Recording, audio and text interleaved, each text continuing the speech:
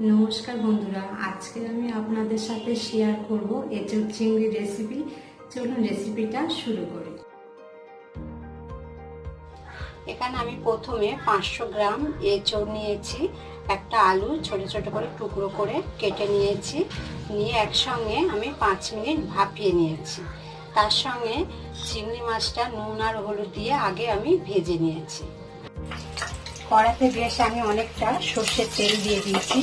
ফোড়নের জন্য দেব দুখানা তেজপাতা, গোটা জিরে,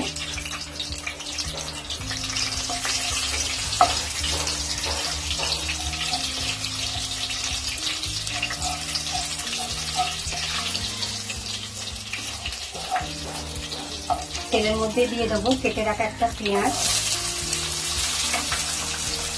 পেঁয়াজটা একটু লাল করে ভেজে নেব।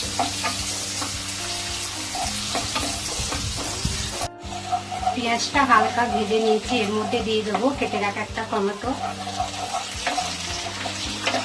এবারে একে একে সব মশলাগুলো দিয়ে দেব। 1 টেবিল স্পুন আদা বাটা, 1 টেবিল স্পুন রসুন বাটা, একটু নাড়াচাড়া করে নেব পেঁয়াজ টমেটোর সঙ্গে।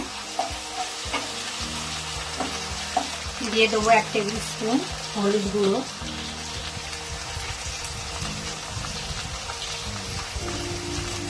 লঙ্কাটা আপনাদের মতন করে দেবেন। এখানে আমি 1/2 টেবিল স্পুন দিয়ে দিলাম, দিয়ে আবার একটু নাড়াচাড়া করে নেব। দিয়ে দিলাম 1/2 টেবিল স্পুন ধনের গুঁড়ো,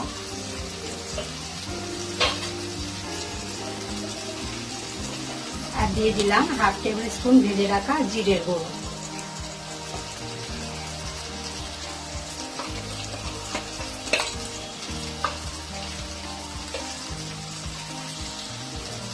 কালারের জন্য অল্প করে কাশ্মীরি লঙ্কার গুঁড়ো দিয়ে দিলাম।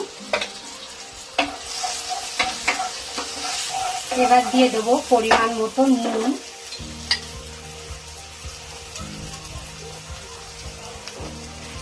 আর দিয়ে দেবো চিনি।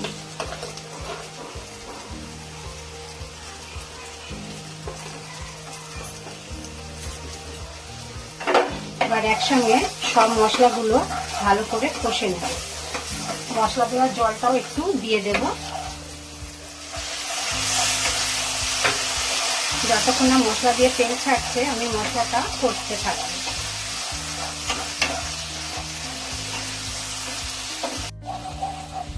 মশলাটা ভালো করে কষে নিয়েছি, মশলা দিয়েও তেল ছেড়ে দিয়েছে। এবার এর মধ্যে দিয়ে দেবো ভাপানো আলু আর এঁচোড়গুলো।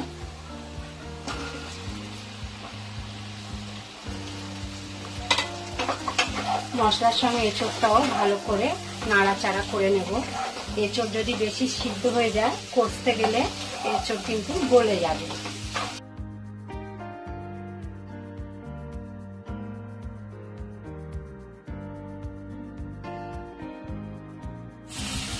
মশলার সঙ্গে এঁচোড় আর আলুটা 5 মিনিট কষে নিয়েছি।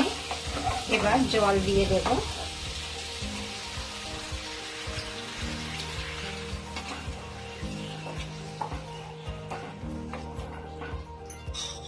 এঁচোড়ের মধ্যে দিয়ে দেবো ভেজে রাখা চিংড়ি মাছগুলো।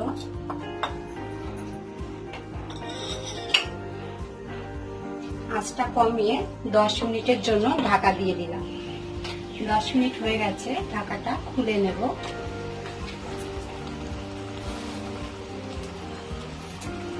এঁচোড়টা একটু নাড়াচাড়া করে নেব।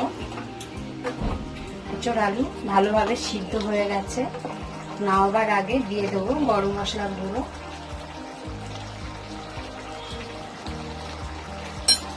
গরম মশলার গুঁড়োটা মিশিয়ে নেব। আর অল্প করে একটু ঘি দিয়ে দিলাম।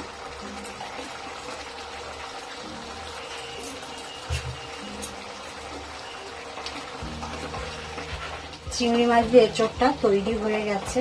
গ্যাসটা অফ করে দিলাম, দিয়ে নামিয়ে নেব। আমার রেসিপিটা ভালো লাগলে লাইক শেয়ার কমেন্ট করতে ভুলবেন না। আপনারা আমার পাশে থাকবেন। আমি নতুন রেসিপি শেয়ার করব। ভিডিওটা দেখার জন্য ধন্যবাদ।